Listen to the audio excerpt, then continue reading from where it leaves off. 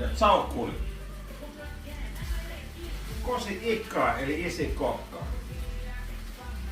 Tänään lauantai just käytiin Vasessa ja tukka on tuoresti kosteen vielä ja nyt laitetaan tuolla kanat laitettu kypsässä ja tässä on possukahveen niskafilee ja noin. Jonkun aikaa tässä käristellään, niin tuossa on 2 minuuttia per puoli. Otetaan matkakannua, makukannua.